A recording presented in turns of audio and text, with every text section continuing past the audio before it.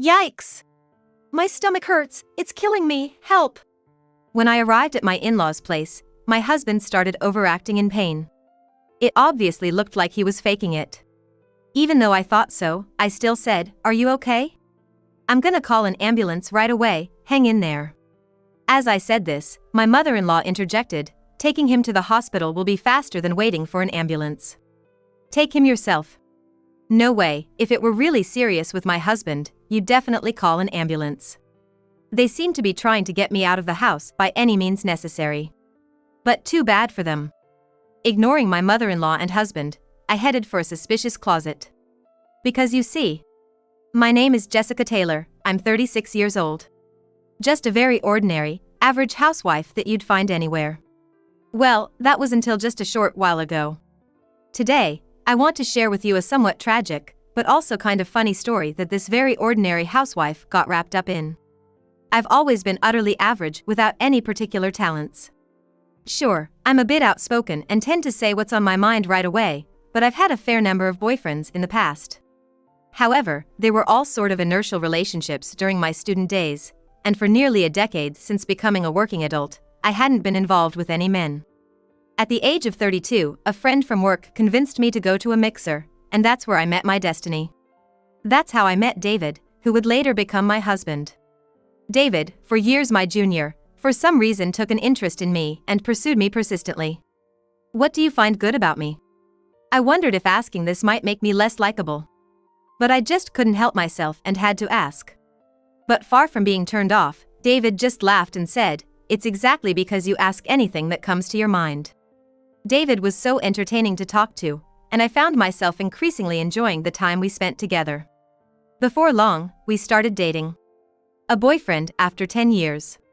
Life seemed to brighten up a bit. But I never imagined that storm clouds would gather so soon. Just 3 months into our relationship, I got pregnant. I never thought I'd have a shotgun wedding, especially after turning 30. But when I told David, he said, "My kid? That's kind of exciting," and was genuinely happy, so we decided to inform both families about our marriage.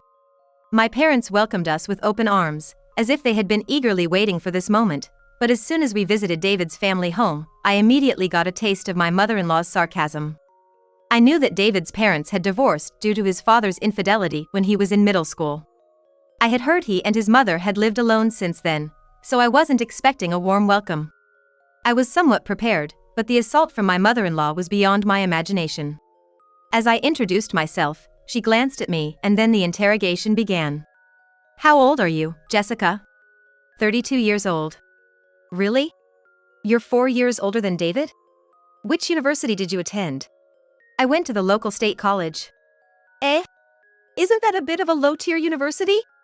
It seems like I'm consistently failing to meet my mother-in-law's expectations.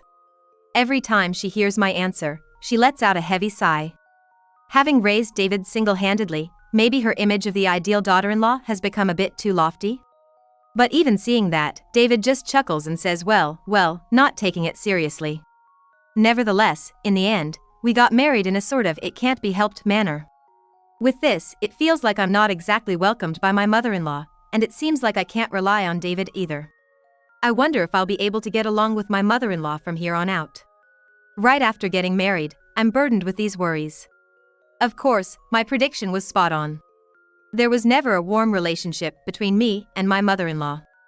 But it's not like we're living together. I thought as long as we keep a reasonable distance, there shouldn't be a problem. In the midst of all this, I gave birth to a healthy baby girl, Anne.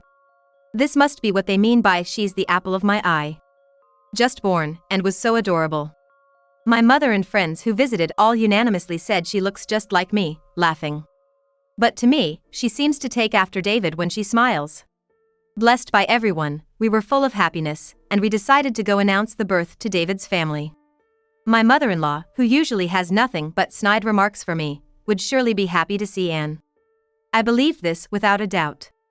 However, the words my mother-in-law uttered at her house were beyond my imagination. She barely glanced at Anne and said, "What's the point if the child's a girl?" And that's exactly what she said to me. I was left speechless by her comment, and to add insult to injury, she continued, "What's the use of a woman who can't produce an heir? Such a useless girl." That's why I dislike women with low education, she exaggerated with a sigh. Education has nothing to do with the gender of a child. Fuming, I retorted to my mother-in-law, David's just a regular office worker, you know? There's no legacy to inherit in that. Ma'am, just what era are you living in? I spoke my mind. Then, glaring at me, she retorted, huh? Are you talking back to me?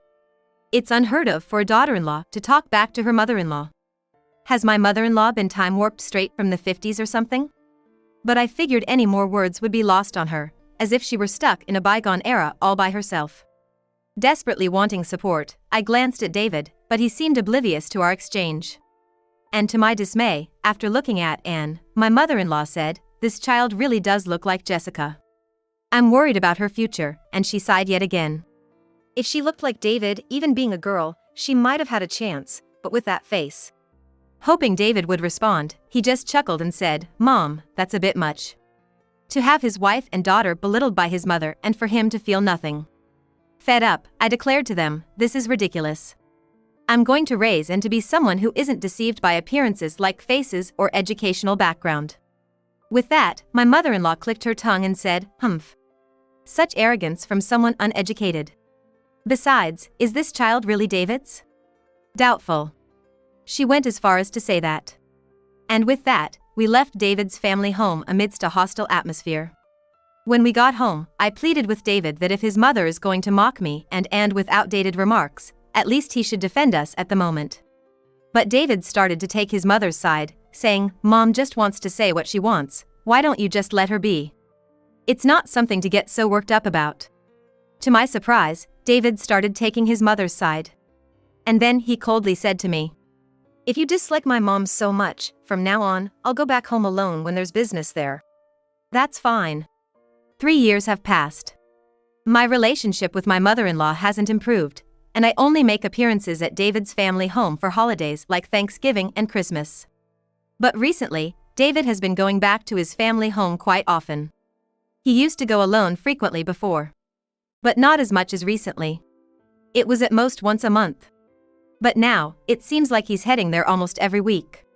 There are even days when David comes home from work during the week and has dinner at his parents' place. I get it, his parents' house is fairly close by.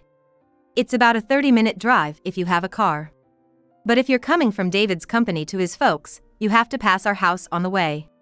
Why on earth would he go out of his way to pass our place just to have dinner there? Unless something's up with his mom? That would be a concern. So I asked David, "You've been hanging out at your mom's a lot lately. Is something going on with her? If so, I'm worried, I'll come with you." He started to panic all of a sudden, "Huh?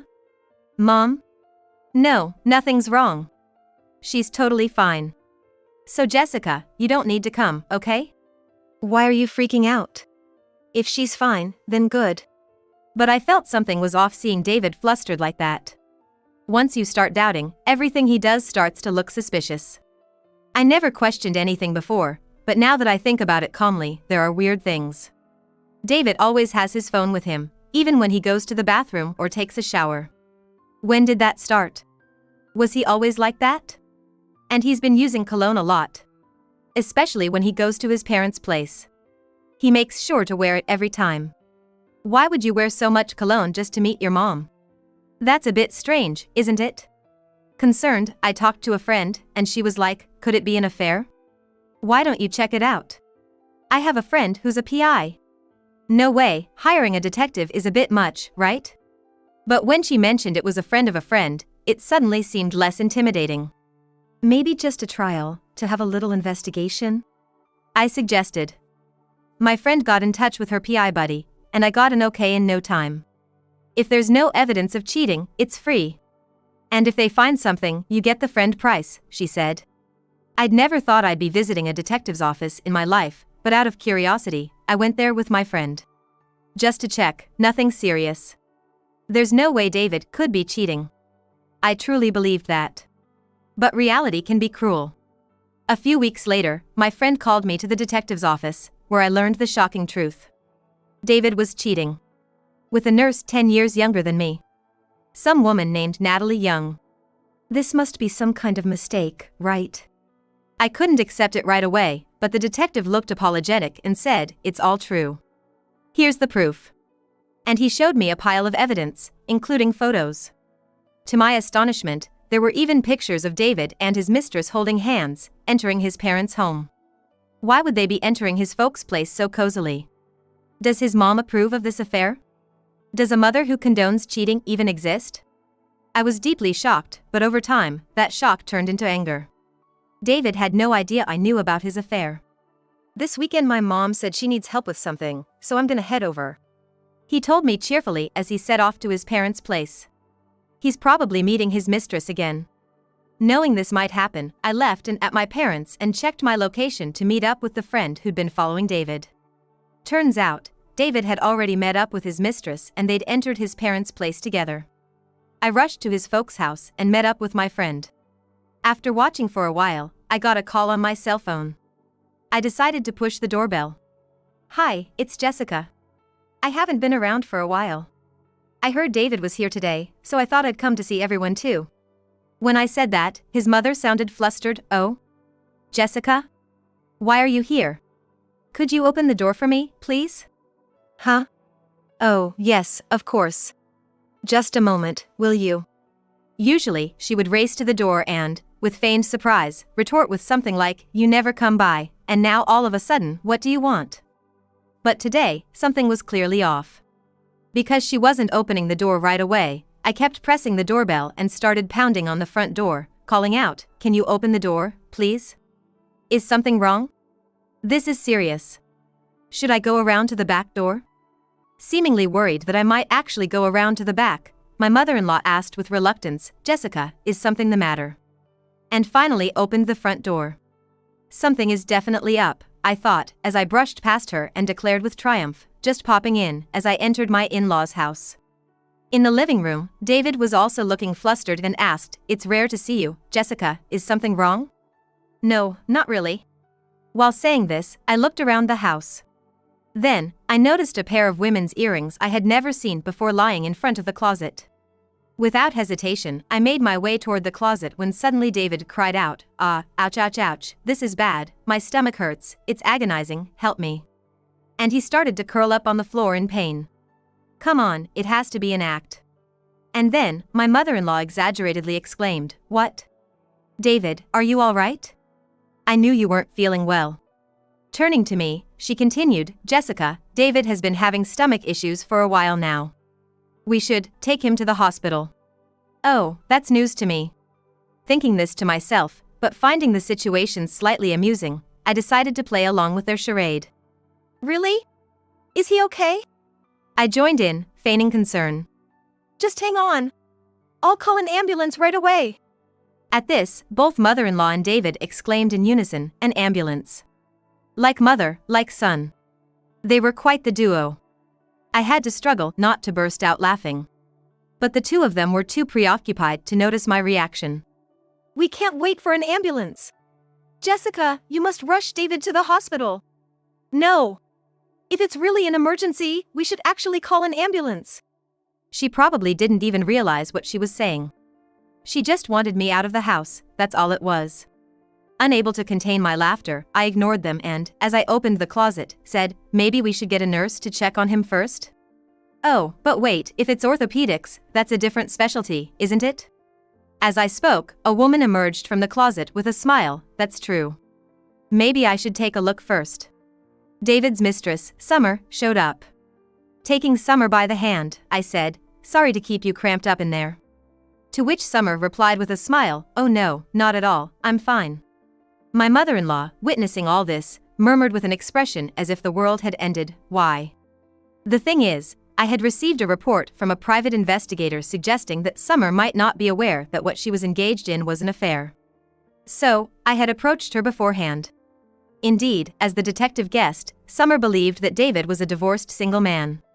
At first, Summer was disturbed and flustered, but when I told her that I was thinking of taking revenge, she offered to help. Looking at David and his mother now, they were both hanging their heads in shame.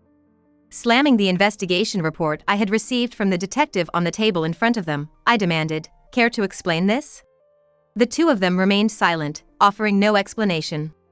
Then, Summer spoke up, "Allow me to explain."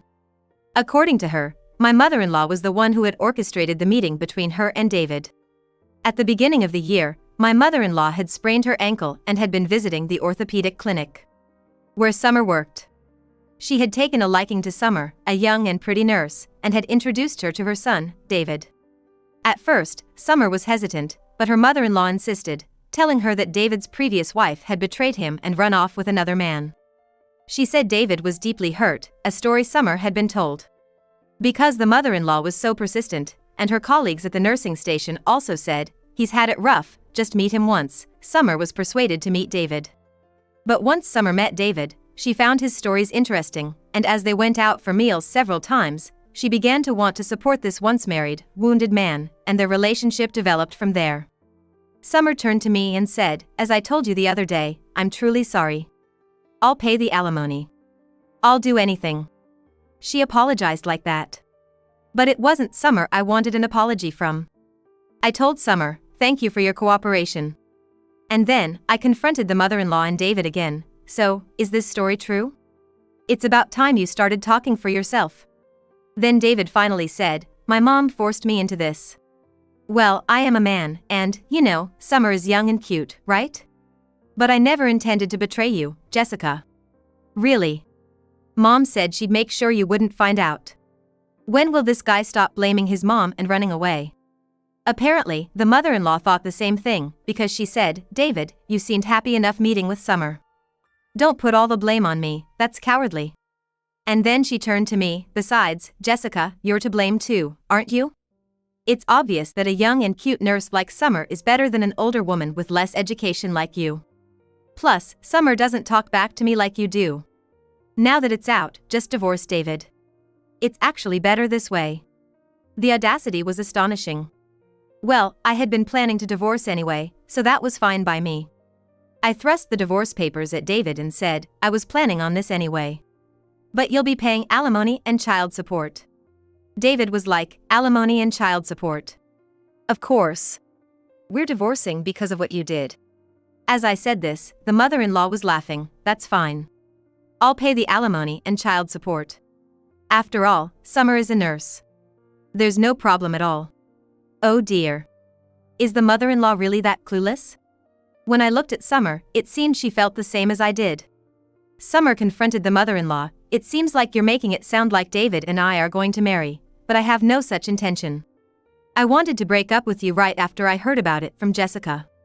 But I endured it because I wanted to help Jessica, and I've been meeting you up until today. I'll also be claiming alimony for being deceived into thinking you were single." When she declared this, the mother-in-law and David were like, "Wait, what? Summer? Jessica, let's start over.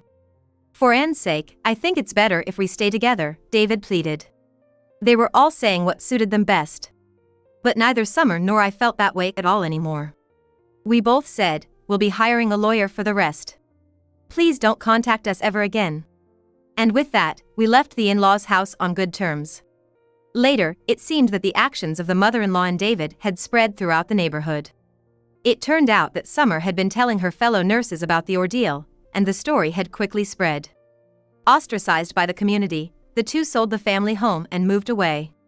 They paid me a lump sum for alimony and child support, and Summer's alimony as well, and after depleting their savings, it's anyone's guess how they're living off the money from the sale of the house. Well, it's none of my business anymore. As for me, I hit it off with Summer afterward. We have to make sure not to be fooled by weird guys again. Laughing, we've been deepening our friendship as women.